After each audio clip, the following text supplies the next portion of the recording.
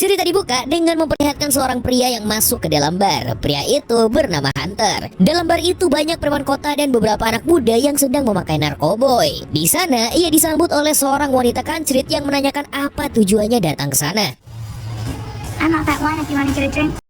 Hunter kemudian dihampiri oleh seorang bocah yang bernama Bobby. Karena dari tadi Bobby sangat terganggu dengan kehadirannya yang terlihat songong. Dan tiba-tiba So what's your deal? Otherwise you're gonna start having to pay me fucking double. Come on, Alex, what'd you say?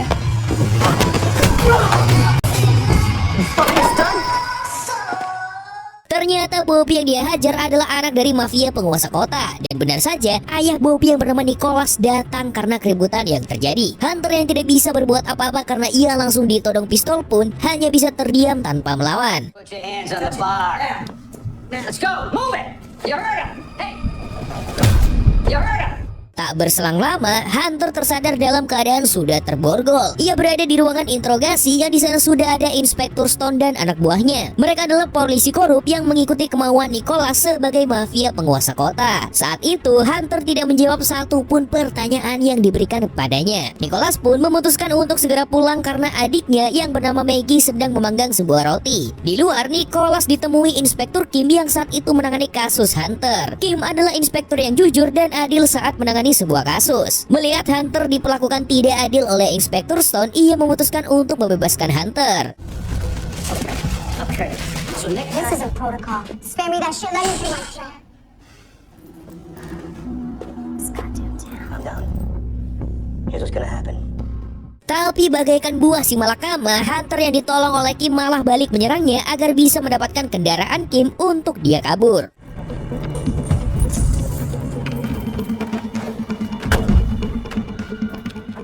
Di sisi lain, Nicholas yang tiba di rumahnya langsung menghampiri Bobby. Ia menanyakan bahwa apa yang anaknya lakukan sehingga seorang seperti Hunter datang memburunya. This guy. Oh shit, Dad! Just let him go. Let me handle him. Okay, I can take him. Oh, okay, like you. Ketika mereka makan, Bobby ditanyai tentang foto yang Nicholas perlihatkan padanya dan juga Maggie. Foto itu berasal dari dompet Hunter yang diambil olehnya. Setelah itu, Nicholas dan Maggie pergi untuk meeting dengan salah satu klien proyek mereka. Nicholas dan adiknya mengelola keamanan di suatu lahan yang sangat luas di sana. Dan lahan itu membutuhkan pasokan air jernih yang sangat bersih. Mereka berdua bekerja sama dengan seorang pengusaha yang bernama Victor.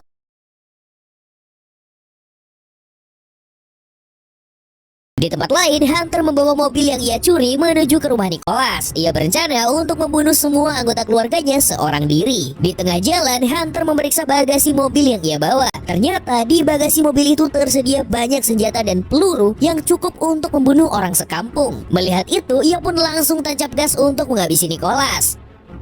Sehabis meeting, Nicholas dan Maggie pulang ke rumah dengan keadaan panik. Nicholas takut bahwa Hunter bisa mengacaukan semua proyek yang mereka lakukan, karena ternyata keluarga Nicholas punya suatu rahasia mengenai Hunter. Maggie menenangkan kakaknya itu lalu masuk ke dalam rumah. Tapi tanpa Nicholas sadari,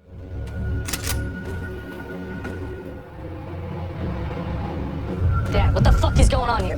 This is my home. Bobby, get back in the house. Dad, we can fucking take this guy. Fucking shoot him. di sana Bobby yang datang memberitahu pada ayahnya untuk segera menghabisi Hunter, karena ia tak mau Hunter mengetahui sesuatu yang pernah mereka lakukan. Mendengar itu, Hunter bertanya apa maksud dari ucapan Bobby. Karena keadaan semakin rumit, sekarang Jack akan menjelaskan tentang apa yang mereka ributkan dari awal. Ceritakan kembali ke kejadian beberapa minggu yang lalu. Terlihat seorang gadis bernama Melissa. Ia adalah anak dari Hunter yang ternyata seorang pemakai narkoboy. Melissa saat itu menelepon Hunter berkali-kali, tapi karena Hunter sedang bekerja sebagai pasukan khusus, ia tidak mengangkat telepon dari anaknya itu. Melissa yang tidak berhasil mendapatkan sosok ayah di saat yang ia mau, akhirnya memutuskan untuk membucin bersama pacarnya yang ternyata adalah Bobby. Saat itu berada di bawah pengaruh narkoboy, menyuntikkan semua narkoba yang ia punya kepada Melissa sebelum berkokok dengannya. Ternyata sebelum mereka baru ingin melakukan hal itu, Bobby diganggu oleh Inspektur Stone yang kebetulan ada di sana. Dan Inspektur Stone pun memperkaos Melissa sampai akhirnya mulut Melissa mengeluarkan tanda-tanda overdose. Bobby dan Inspektur Stone yang saat itu panik memutuskan untuk melaporkannya ke Nicholas. Tidak ingin semuanya menjadi lebih rumit, Nicholas pun memutuskan untuk membunuh Melissa yang saat itu masih bernapas dengan cara menenggelamkannya ke sungai. Kembali ke masa sekarang, Hunter yang melihat gerak-gerik Bobby yang seperti sedang menyembunyikan sesuatu langsung melakukan hal yang tidak diperkirakan Nicholas.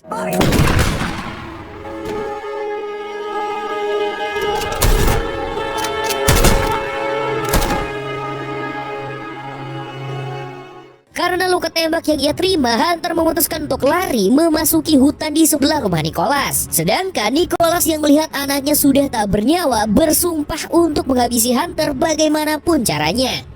Beberapa saat kemudian, kita diperlihatkan Hunter yang berhasil lari dari kejaran polisi yang saat itu mengejarnya. Sekarang Hunter menjadi buronan seisi kota dikarenakan ia membunuh anak penguasa kota itu. Tapi seperti yang kita tahu, sebagai pasukan khusus tidak ada polisi yang bisa mengimbangi adu mekanik Hunter dalam hal bunuh-membunuh.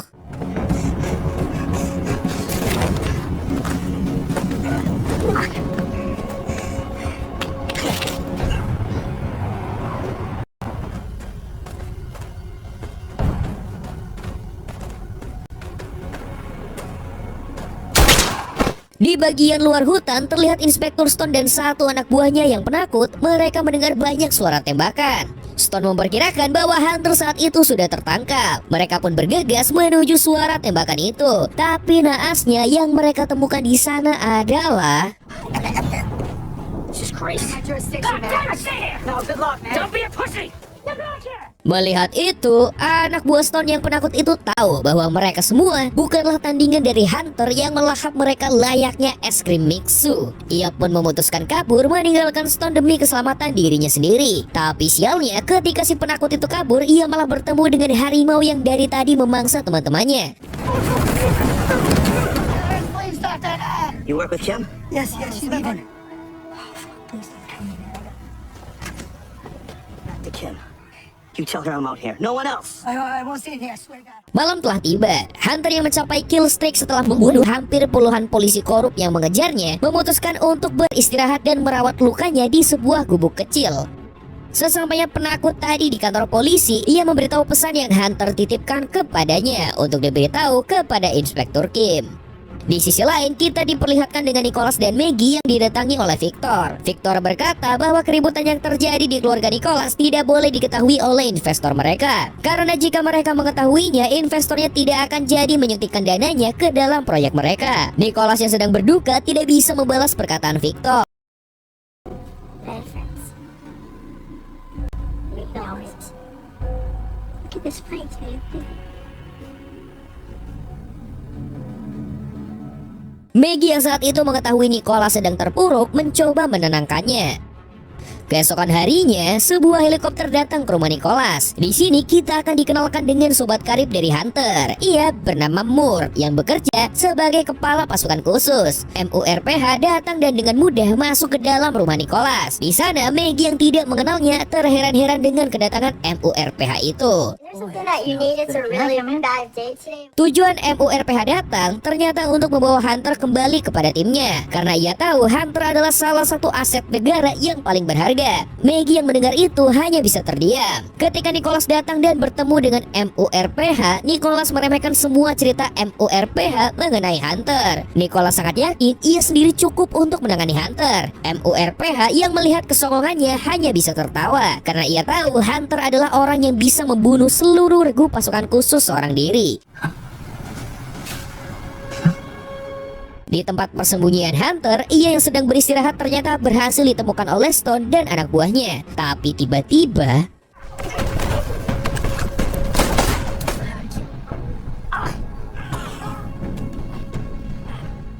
setelah itu, kita diperlihatkan Inspektur Kim yang berhasil datang ke tempat Hunter. Di sana, Hunter dengan singkat, padat, dan jelas menjelaskan bahwa ia ingin bekerja sama dengan Kim. Karena menurutnya, Kim adalah polisi yang jujur. Hunter lalu memberitahu bahwa ia sebenarnya datang untuk membalaskan dendam putrinya yang diperkaos oleh keluarga Nicholas. Jadi ia meminta Kim untuk menyelidiki kasus hilangnya anak itu. Kim yang mendengar itu tidak bisa menolak permintaan Hunter karena ia dari awal tahu bahwa Hunter adalah orang yang tidak bersalah. How will I get a hold of you? I'll find you. Setelah meminta Inspektur Kim untuk menyelidiki kasus hilangnya Melissa, Hunter kembali bermain-main dengan Stone yang sedang ia sekap. Ia bertanya kepada Stone tentang kejelasan dari kematian putrinya. Stone hanya bisa memberitahu bahwa ia sangat menyesali perbuatannya kepada Melissa. Tapi ia kembali mengatakan bahwa kematian Melissa bukan ulah dari tangannya. Mendengar hal itu, Hunter pun dibayang-bayangi oleh kenangannya bersama putrinya. Hunter juga merasa sangat bersalah dikarenakan ia tidak pernah hadir saat Melissa membutuhkannya. Di sisi lain, kita diperlihatkan dengan Victor dan MURPH yang sedang berdiskusi mengenai pembantaian yang dilakukan oleh Hunter. Victor berkata bahwa ia akan melakukan apapun asal investor perusahaannya tidak terganggu. MURPH saat itu menawarkan kerjasamanya untuk menjadi pengganti keluarga Nicholas. Mendengar tawaran dari MURPH, tanpa pikir panjang Victor pun langsung menerimanya. Sebagai gantinya, MURPH bisa dengan bebas menyelamatkan Hunter yang sedang berjuang sendirian di dalam hutan. It's about 5 square miles of connected fields. And he's not looking to escape. Di kantor kepolisian, MURPH datang membawa armada khususnya karena ia sangat tahu kemampuan dari Hunter. Di sana, ia dan Inspektur Kim bekerja sama untuk membela Hunter dari hukum yang menimpanya. MURPH tahu bahwa temannya itu tidak akan pernah keluar dari hutan sampai ia berhasil membunuh semua keluarga Nicholas. Don't do that. You do what you gotta do. Mendengar jawaban mutlak dari Hunter yang ingin membalaskan dendam anaknya, MURPH meminta agar mereka bertemu di suatu tempat untuk bekerja sama. Beberapa saat kemudian, Hunter dengan mudah mendapatkan mobil untuk pergi ke tempat yang ia dan MURPH sepakati. Di tempat Inspektur Kim, terlihat Inspektur Kim yang sedang memperhatikan banyak kasus gadis hilang di kota mereka. Ternyata semua bukti kasus gadis hilang itu mengarah ke keluarga Nicholas. Tapi sampai sekarang, semua polisi berhasil dibuat bungkam dengan uang. Cerita kembali berfokus pada Hunter. Di tempat ia akan bertemu dengan MURPH, ternyata sudah dikepung banyak tentara bayaran milik Nicholas. Tapi tentu saja dengan kemampuannya, Hunter bisa dengan mudah mengatasi mereka semua.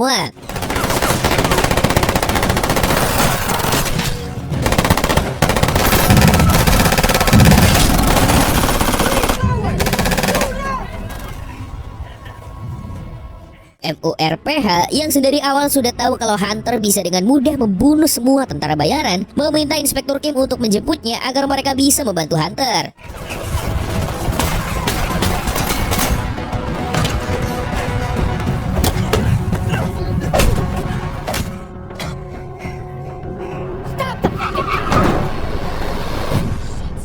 Di rumah Nicholas, ia sedang memandangi sungai di depan rumahnya. Ia merenungi semua kesalahannya untuk menutup kebodohan anak dan polisi korup yang ia percaya. Tapi sesampainya ia di rumah, Where's the gun?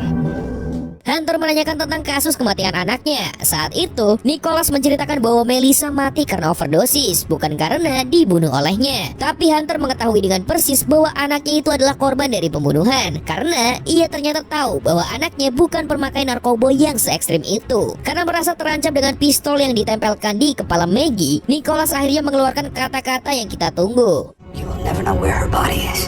And you'll never. Mendengar perkataan itu, rencana Hunter dan MURPH berhasil. Hunter membawa Nicholas dan Maggie turun untuk ditangkap polisi. Maggie dan Nicholas pun kebingungan karena mereka yang harusnya diselamatkan malah ditangkap. Tapi MURPH dan Kim yang berada di sana tidak menjawab pertanyaan mereka. Sedangkan Hunter akhirnya merasa dendamnya telah selesai dan dibalaskan. Ia akhirnya mendapatkan jawaban dari kematian Melissa yang ternyata dibunuh oleh keluarga Nicholas. Tell her everything's gonna be alright. Out there. Film pun ditutup dengan MURPH yang datang memberhentikan mobil Nicholas dan juga Melissa, dan tanpa berkata apa-apa langsung menembaki mereka hingga tewas. Dan film pun selesai.